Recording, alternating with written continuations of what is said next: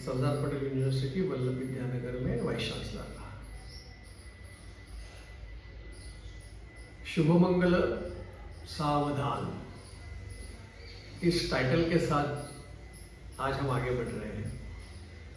शादियों का सीजन है। कई दोस्तों को रोज के 2-2, 3-3 इनविटेशंस शादी के आते हैं।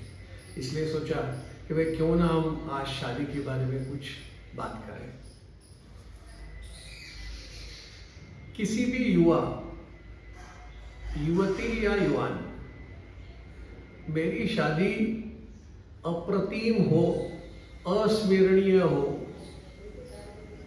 इस प्रकार की इच्छा तो हर एक की होती है। इसलिए तो आजकल के जो मैरिज है, उन मैरिजों को अगर देखेंगे तो ध्यान में आएगा, विशेष मैरिज होंगे तो डेस्टिनेशन बेस्ड, शादी यहाँ नहीं जयपुर में जाकर करनी है। ऐसा भी करते हैं कि भाई शादी किसी हिल स्टेशन पर करते हैं, यानी डेस्टिनेशन बेस्ड। या तो कई बार ऐसा होता है कि भाई बॉलीवुड के कुछ स्टार शादी में आने चाहिए। कई बार तो ऐसा होता है बॉलीवुड के जो फंक्शन होते हैं वैसी मेरी शादी क्यों ना हो, इस प्रकार के भी अपेक्षा रखने वाले युवा युवतियां दिखती है।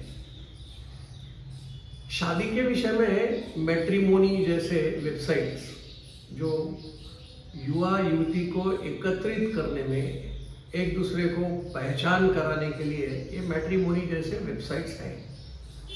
आपको शायद मालूम नहीं होगा कि यही मैट्रिमोनी जो शादियां अरेंज करते हैं, उन्होंने weddingloan.com नाम की और एक वेबसाइट की है। यानी क्या कि इतनी अच्छी शादी करनी है तो ऐसी शादी के लिए तो पैसा भी ज़्यादा लगेगा, तो ऐसा खर्च करने के लिए लोन लेना पड़ेगा। तो इस प्रकार का लोन भी मिल जाएगा, यही weddingloan.com से मिल जाएगा।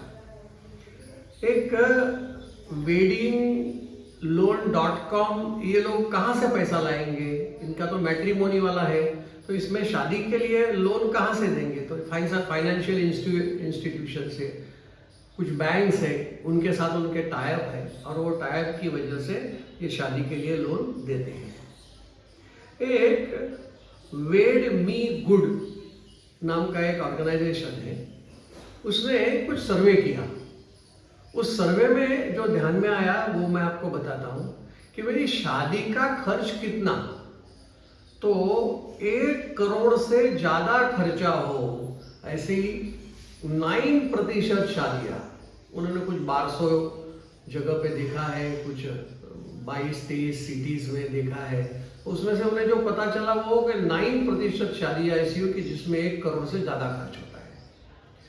ऐसे ही 9% कुछ शादियां ऐसी भी है कि जिनका खर्च 50 लाख से 1 करोड़ तक होता है। कुछ शादियां ऐसी है कि जो 25 लाख से 50 लाख तक का खर्च होता है। ऐसी 23% शादियां हैं। और 15 लाख से 25 लाख तक शादी का खर्च होगा, ऐसी 19% शादियां। और ये 15 लाख से भी कम खर्च की शादी, ऐसी शादियां भी 19% है। तो शादी के खर्च कितना करना, यह इन लोगों ने देखा। उन लोगों ने और भी एक मीनवाइल देखा कि भाई 82% शादियां ऐसी है कि जो अपने फैमिली की सेविंग या पर्सनल सेविंग जो है उसमें से ये खर्च करते हैं। ऐसी शादियां 82% है, अच्छी शादियां हैं। लेकिन उसके बाद की जो 18% शादी है ना, उसके बारे में सोचने लायक है। 12% ऐसी शादियां है कि जिसमें लोन ली जाती है, और 6% शादियां ऐसी है कि जिसमें जो व्यक्ति माँ बाप है वो अपनी जो फिक्स एसेट्स है उसको बेच देते हैं, और वो बेचने के बाद मिला जो पैसा है उसका खर्च इन शादियों पर करते हैं। लेकिन जब मैंने लोन की बात आपसे कही तो लोन 12 महीने की भी मिलती है और 84 मंथ यानी 1 साल से 7 साल की लोन मिल सकती है। कई बैंक्स ऐसी है कि जो ये शादियाँ करने के लिए लोन देती है और उसका ब्याज भी है करीब 10% से लेकर 11% तक। लेकिन उनकी एक ही कंडीशन है कि भाई ये 15,000 रुपये की मंथली इनकम जिस आदमी की है उसके लिए ये लोन देंगे। ये लोन कितना है?